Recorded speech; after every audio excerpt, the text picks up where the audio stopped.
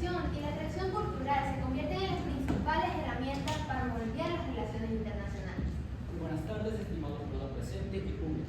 Es un honor estar aquí presentando la siguiente sustentación. Soy Diego López, de la Facultad de Estudios Globales y Sostenibilidad, y me encuentro junto a Mónica Rosas, de la Facultad de Marketing y Comunicación. Es pertinente mencionar a los otros miembros del equipo.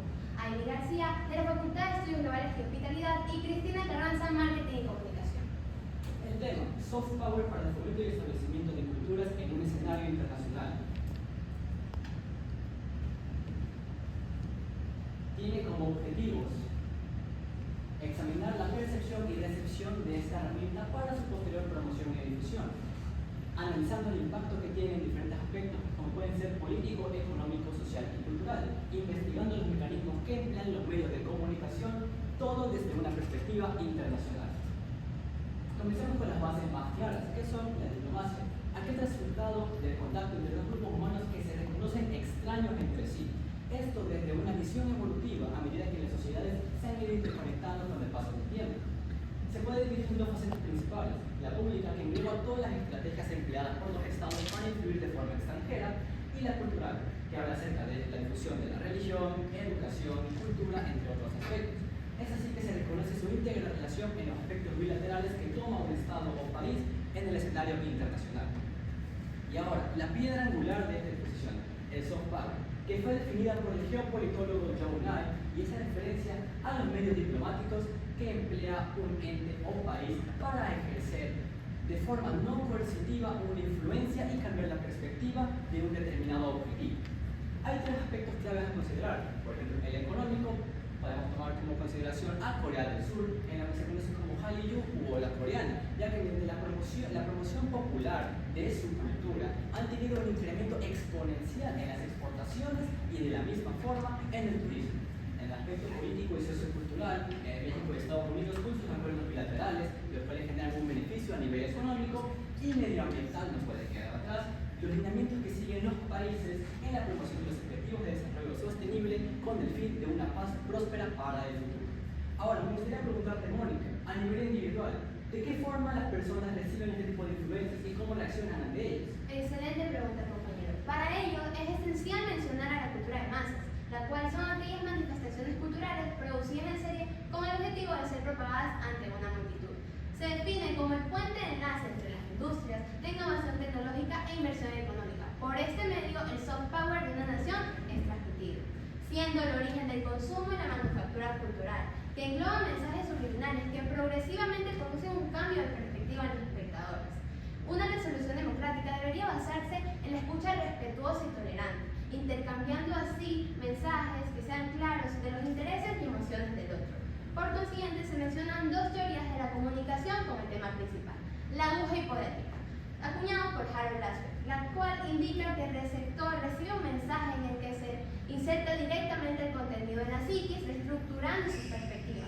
Esta se aplicó en la Segunda Guerra Mundial con el objetivo de entender el funcionamiento de los medios de comunicación, como lo fueron la radio, la prensa, el cine, entre otros, y la teoría interpersonal del engaño, formulada por David Buller y Judy Woodruff. Esta se basaba en la traición a la confianza, que generaba conflictos que dependían no solo del efecto del emisor, sino también del receptor.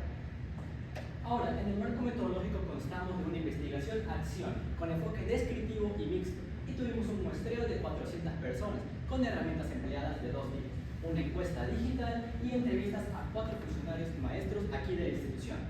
Constamos de preguntas claves. La primera, que a su parecer es lo más importante que debe poseer un país para influir en el escenario internacional. Las dos preguntas que más fueron seleccionadas fueron las relaciones diplomáticas y la capacidad económica. La pregunta número 6, acerca de si los medios de comunicación deben trabajar con o para el gobierno o de forma independiente. El 46% respondió que ellos tienen que trabajar con independencia sin la intervención de partidos intermediarios, mientras que el 45% considera que debe ser un equilibrio entre ambos.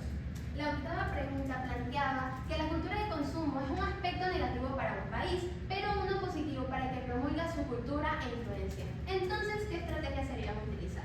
El 51% cree que los países deberían ampliar sus relaciones a terceros solo en casos específicos. El 24.8% piensa que los países deberían adaptar el contenido extranjero a sus necesidades. Y finalmente, el 24.3% piensa que los países deberían mantener sus influencias. La décima pregunta pregunta se refería acerca del contenido que promueven los productores televisivos, en el cual el 62% prefirió los programas de entretenimiento general, mientras que solo el 32% de los programas educativos.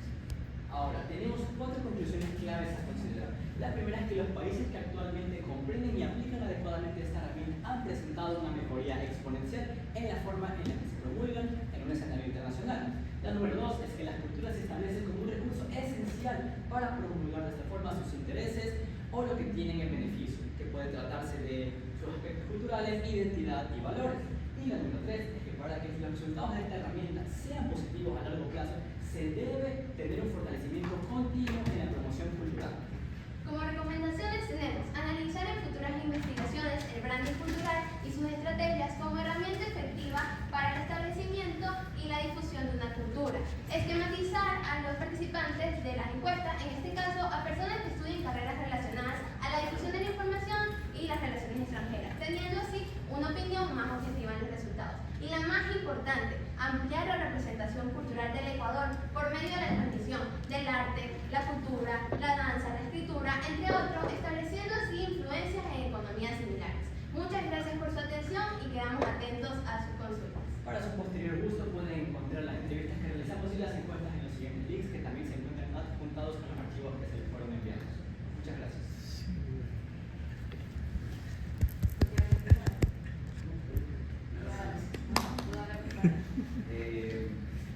Creo que hicieron una excelente introducción basada en encuestas y técnicas de análisis de información, más allá de lo que ustedes puedan pensar, sino que lo han probado de alguna otra manera y eso es justamente lo que se busca en estas jornadas.